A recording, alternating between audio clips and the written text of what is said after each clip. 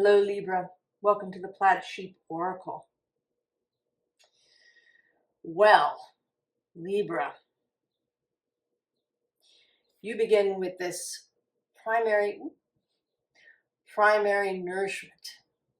And this card came out in Taurus's reading. I'm not surprised that you have a connection with Venus being what you have in common. And that there's also something, actually, the nourishment is something that you have in common with Taurus too. Taurus being a nourishment of the body, of the physical self, the sensual self. And then Libra about nourishment of the mind, of the more ethereal aspects.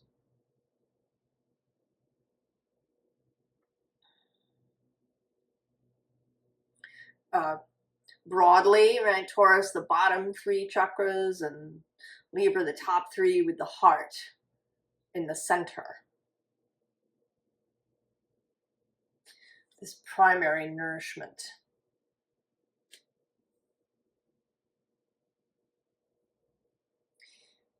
Now the scene underlying, which is interesting because I'm not sure that you see it necessarily, or maybe you see it sometimes, but not all the time, is your delight charms the world.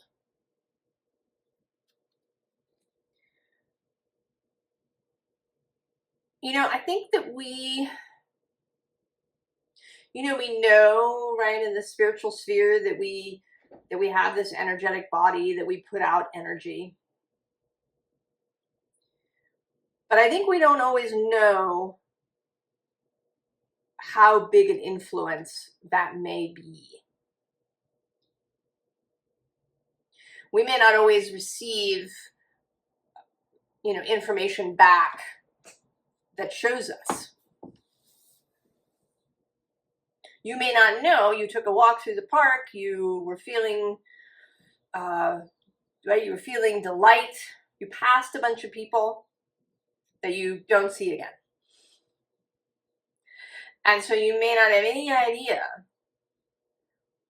that you cheered them up, you uplifted them, you shared your delight in some way.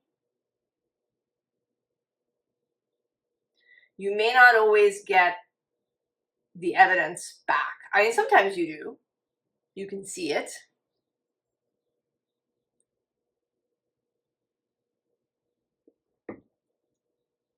But maybe it's inconsistent. Now the bottom is this Juniper Caduceus. And there's several cards here that have come out a number of times in recent readings. And what it feels like is a kind of like a narrowing, like a funnel that we're going to go through.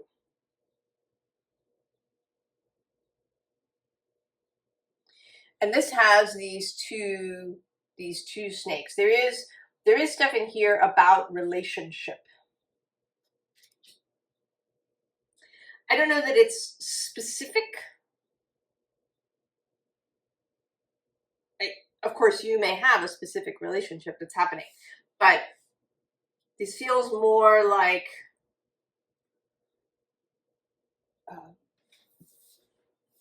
a holistic or a broad topic, the topic of relationship for you, Libra.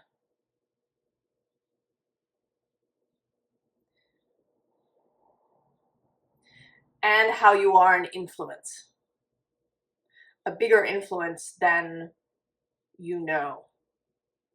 That maybe it's not just about you finding your primary nourishment, but about you coming to understand that you are nourishment for others,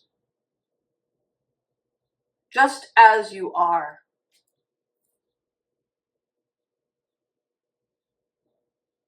This is not about something that you need to do. There's something here about recognizing who you are and really embracing that.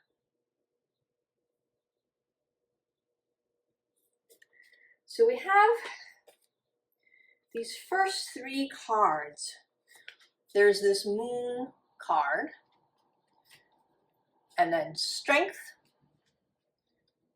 and then the Hermit. And they're kind of coming out as three people. There is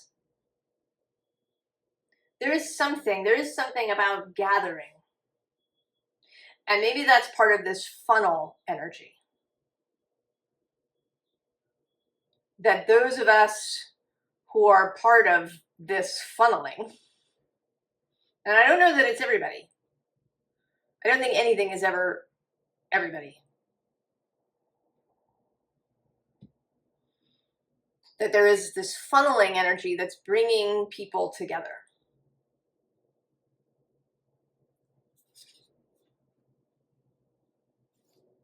And I see you mostly as this moon here. And that this strength person and the hermit person are other people that you are going to come into contact with. The bottom card of this deck is this gathering around the tree.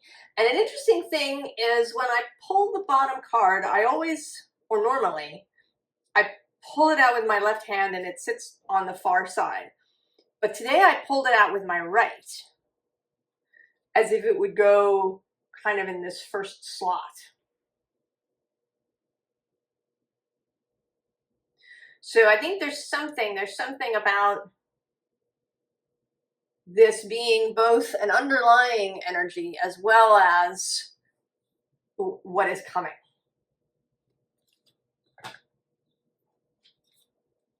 And then we have this World Cosmos card.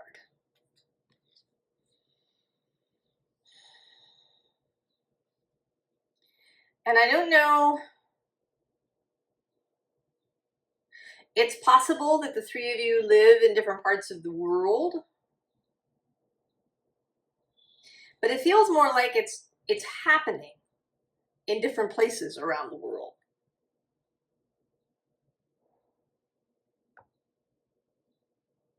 I think this is very much physical gathering. Digital gathering has its benefits, its value, its joys, delights. But it cannot replace, it is not an equivalent to physical gathering, to gathering in a way where your animal bodies are together, where your lives are really interconnected.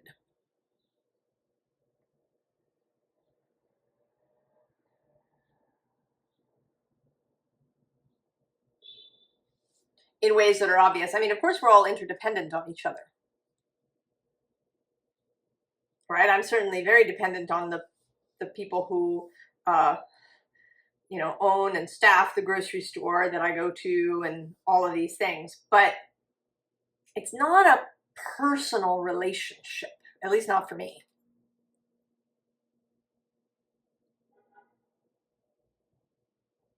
Not in the way that these things, were once upon a time when a community really was deeply interdependent for actual survival.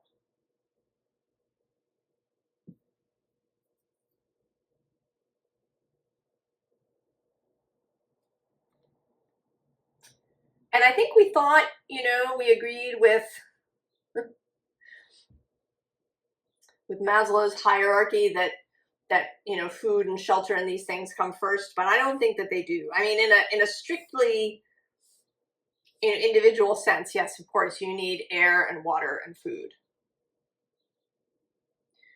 But as a human being, you could have all those things and still not survive if you were alone. You know, we talk about these things about wanting to stay in the group because of physical survival. You know, if you get kicked out of the group, you're alone and you die because you can't find food or whatever. I think that's a crock, or it's a mistake. I think you can survive on your own. I think people did all the time. That not everybody lived as part of a group. That there were lone people, as there are, you know, lone animals, even in collective, right? Animals that are collective, right? Elephants, for example, bulls often live on their own and not part of the group. And they survive just fine. I think the problem is that you are alone, that's the problem, the psychic, mental, emotional toll of that, not, you know, getting enough food.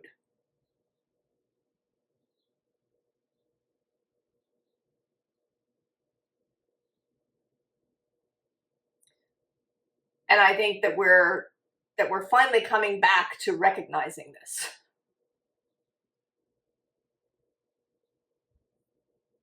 In ways that were lost.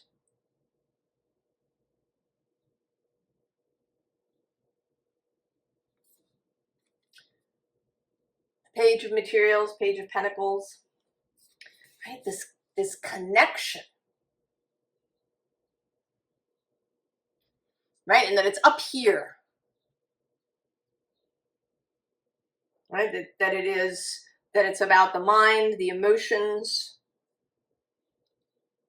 as well as the senses.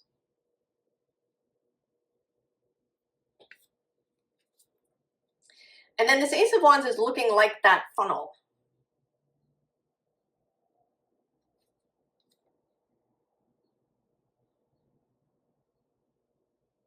Like the Gathering. You know, that makes me think, kind of oddly, of the movie, and now the name of the movie, Highlander. Now in Highlander, they gather so that, you know, they fight until there's only one left. But so that we're not talking about that. It's not that there can be only one, there can be many. But that there is a drawing, right? All the swordsmen are drawn, right, to New York. They're just drawn there in some way.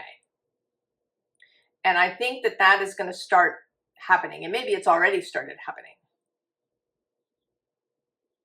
That you are going to be drawn somewhere, or maybe, you know, maybe you're the one that stays in place and other people are drawn to you.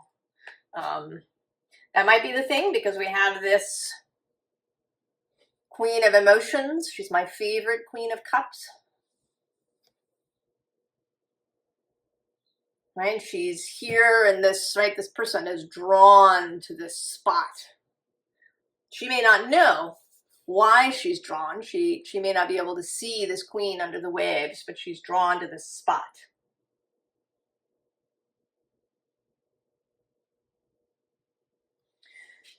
So I think it could go either way for you. Maybe you are being drawn somewhere, or it may be a process. Maybe someone will come to you, and then the two of you will go together to somewhere else, or, you know, I don't know. I think it could be many different things. But there is a gathering that is happening. Right? This gathering. And we see it here too with this hearth fire, the Eight of Wands. And even here with this, below that is the Six of Bows, abundance. This is the Six of Wands. There's nobody here, but, you know, something has been prepared. Right? It's like some cosmic service person has come through and, you know, laid everything out so that the gathering can happen. you know, like setting the table.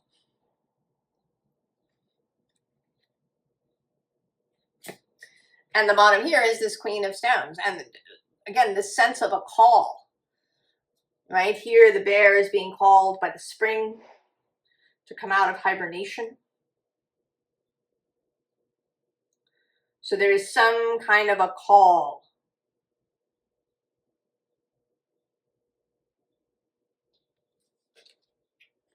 That you are responding to.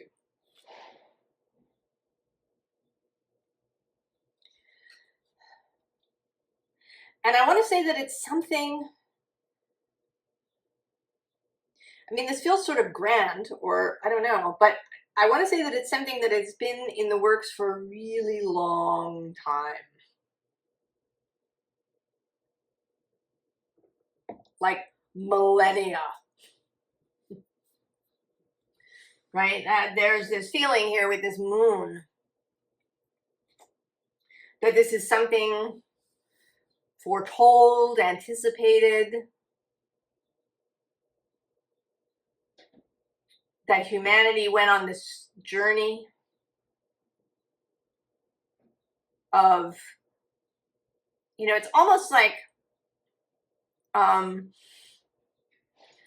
you know, it calls to mind these things like teenagers who have to rebel in order to, you know, find their own individual voice. And then, you know, once that happens, they can choose more freely. Do I, you know, do what my parents have done, or do I do something else? Or that journey that Amish young people go on, where they go out into the modern world and they decide, you know, whether to stay there or, right, there, this exploration has been happening.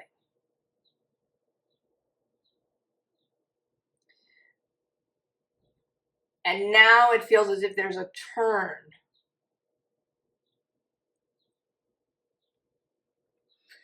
Here with, right, with balance. I mean, again, there's these two individuals coming together, but also this sense of a imbalance of a fulcrum, right, or of a turning point.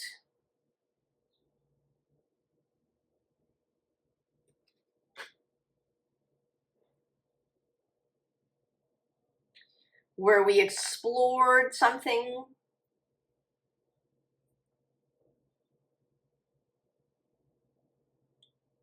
and then now we can turn back and decide of all of these things that we've explored and experienced, and, you know, what really worked, what was great, and what didn't work.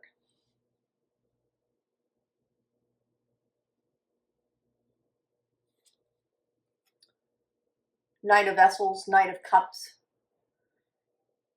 the heart space, the consciousness space.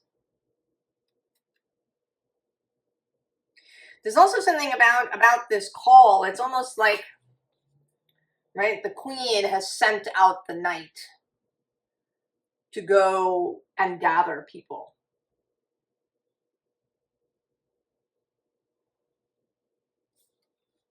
And maybe you're one of these knights.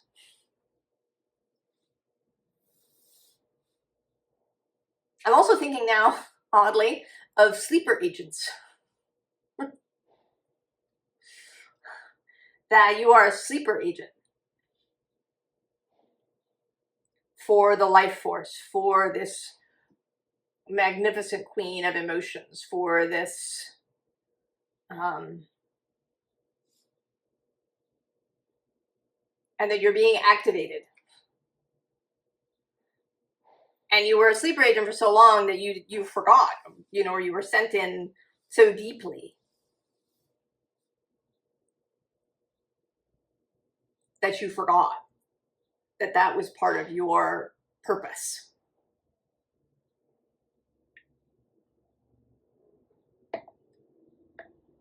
To be alive now at this point.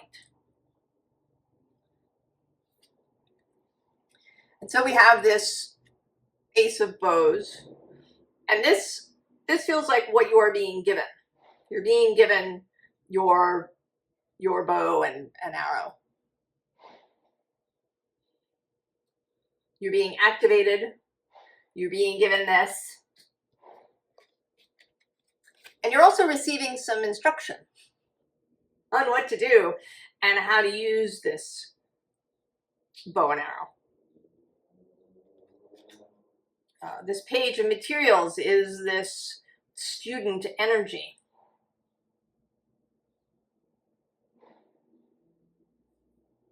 That you're not expected to know everything just out of the gate.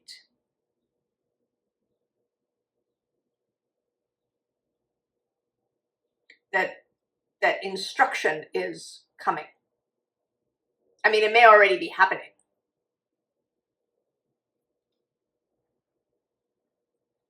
And I'm feeling that here too with this parent-child kind of thing. And this is actually feeling, you know, this, right, there's this bow and arrow, which makes me think of Cupid. You know, and here this, right, Venus-Cupid arrangement.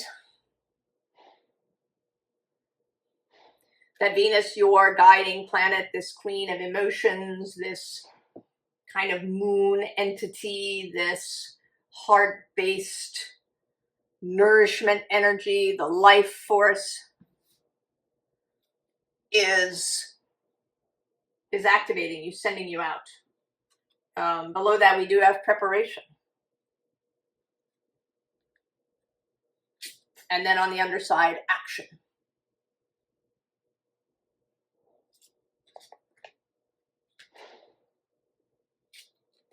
And then fertility. You know, it's like you've been pregnant all this time and you didn't know it. A little bit too, right? There's all these metaphors that are kind of being offered here. Right, of this energy rising, of the funnel, of, you know, you as having this mission and you're being activated. And here there's this idea that maybe you've been pregnant all this time and you didn't know it. Like the gestation was happening for a really long time before it began to show. But then it's going to grow really fast. It's like the first trimester was really long. You know, maybe all of your life up until this point. And then the final 2 trimesters are going to pass really fast. This is another card that's come out a lot, along with the creation card. And also this center card.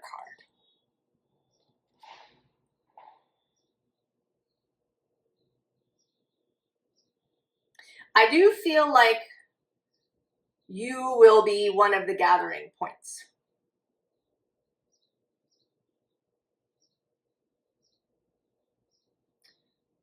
There may be people who do have kind of a mission to go out and find people. Maybe it's the Sagittarians that are going out and finding people.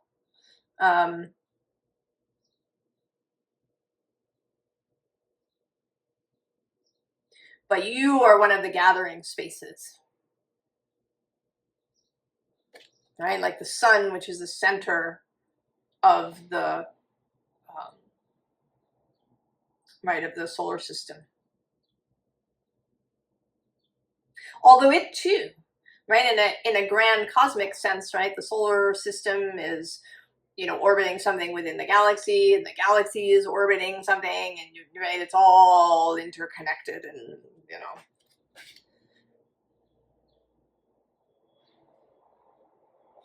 And I think I'm saying that so that you don't feel unduly weighted or pressured. This is not meant to be some sort of heavy task, you know, where you receive this geas and it's like a weight on your back and you know, have to struggle through it. This is meant to be joyful, right? Cupid getting his bow and arrow. And he gets to go out and shoot people with it and watch them light up with love.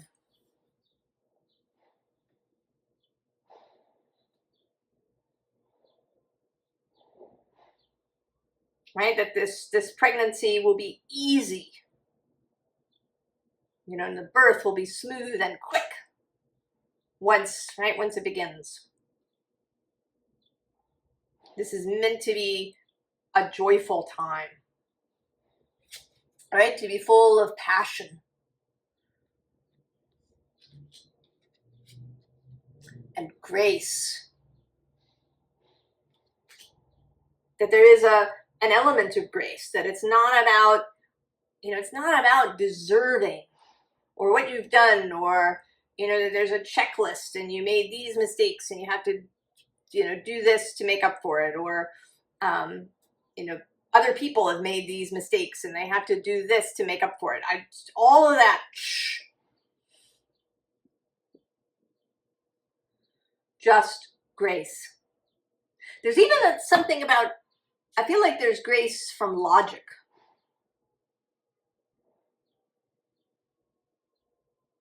That what happens now, or what is possible now, will defy logic. Maybe that in the future some historian will find, right? They'll find evidence. Or even in the moment that people will look for, and they will find, they'll create for themselves like a logical progression so they can feel okay about it. But that it won't really be. That the real deal is that the change will just happen because there is enough momentum energetically.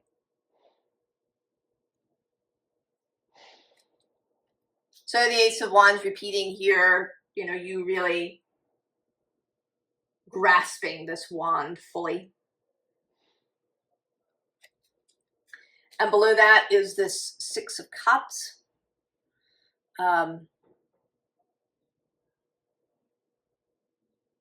This always makes me feel like beauty, like grace.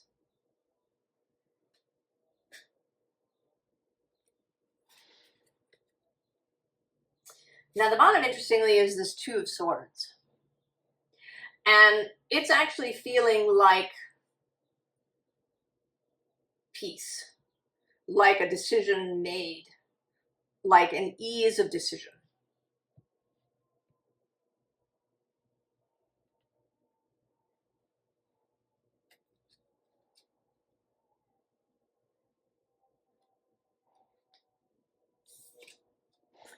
And then the Three of Cups. Celebration. Joy, right? You and these other two people, you and Strength and the Hermit. Whoever they may be.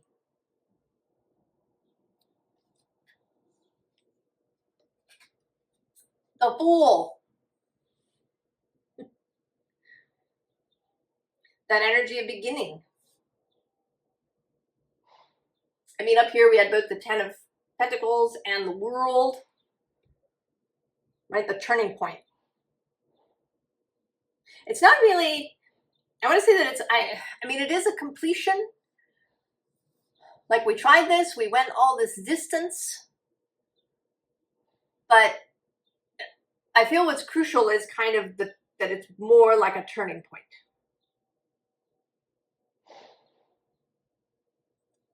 That there's something about a smoothness, with an ending and then a beginning. It feels like there's like a stop.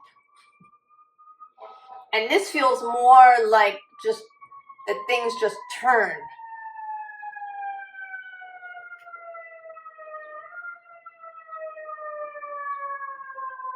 Lots of sirening this morning.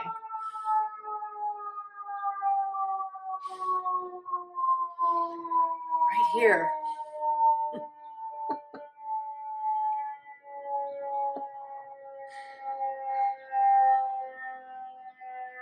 I don't know.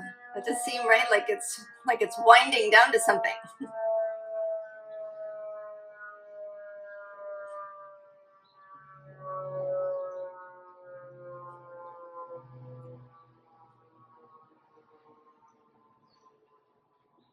And then it's just gone.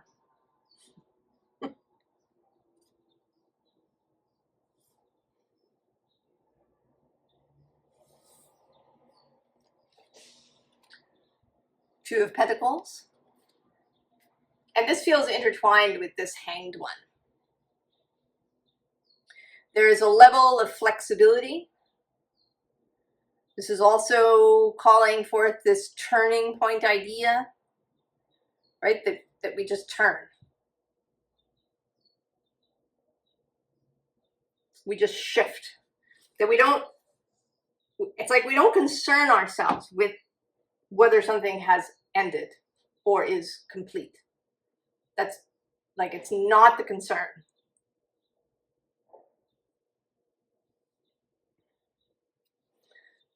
Right? It's just a turn.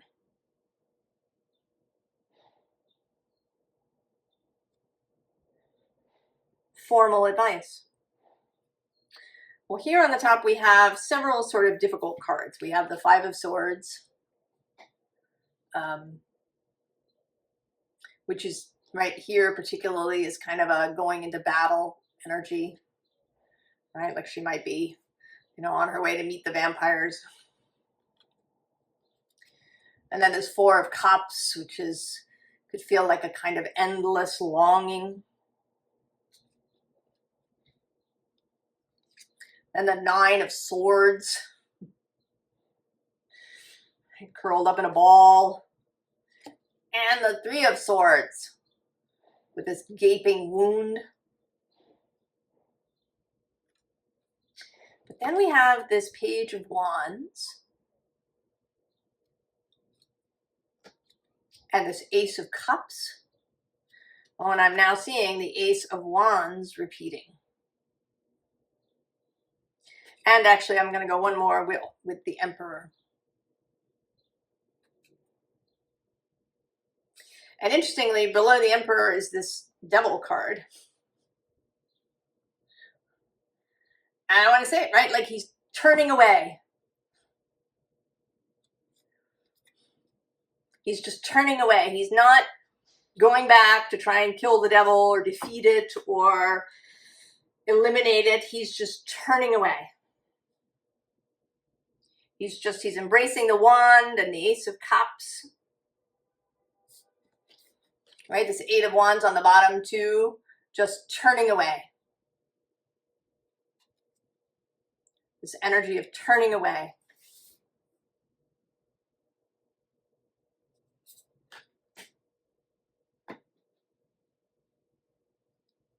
I know, is that the Great Turning? I don't know if that comes from some myth.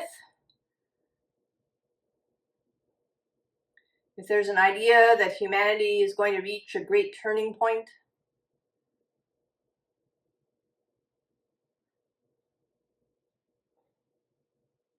And I think that we are here.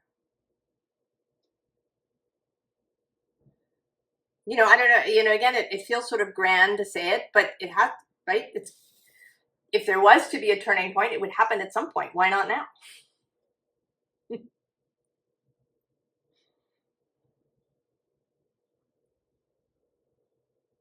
And there's this process here. This Knight of Pentacles, a kind of readiness. I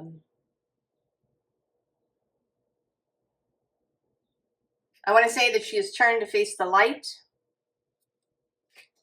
She's turned away from conflict, from argument, from endless back and forth of this Five of Wands, right? You can see that this couple has maybe had this argument over and over again.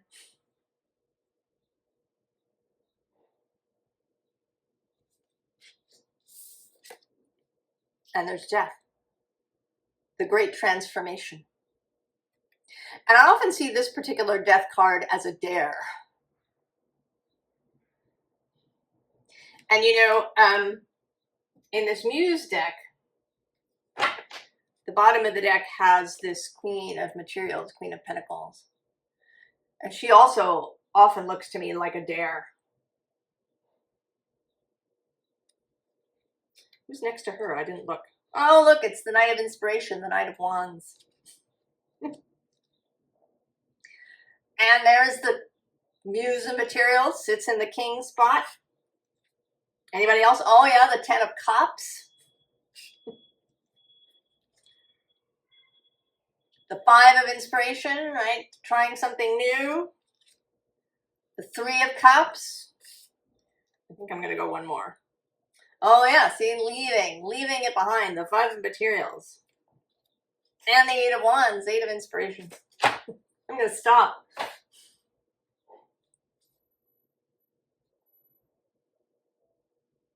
Dare to do it. Dare to turn. Dare to be delighted. And it can feel like a real risk, especially when evidence is not necessarily forthcoming immediately.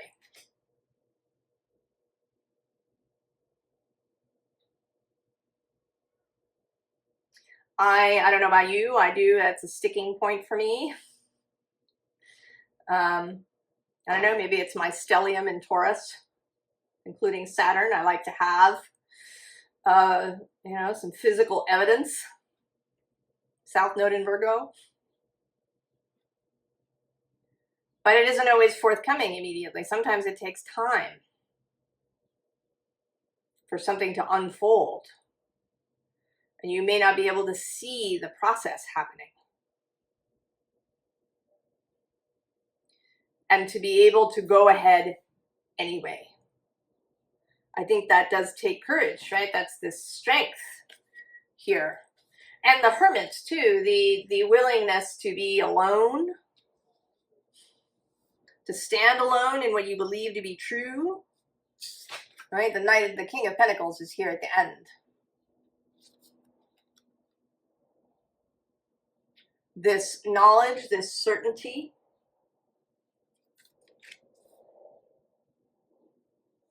that this is possible, that it is unfolding, even if the evidence is not immediately forthcoming.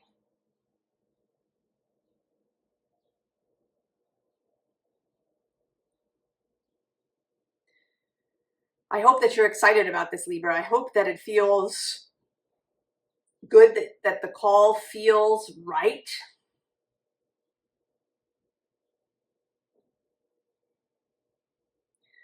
That, right, that you're ready, that you are open to this gathering,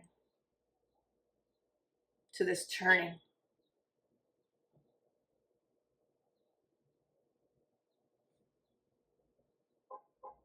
I wish you all the very, very best, Libra. And I will see you next time. So long.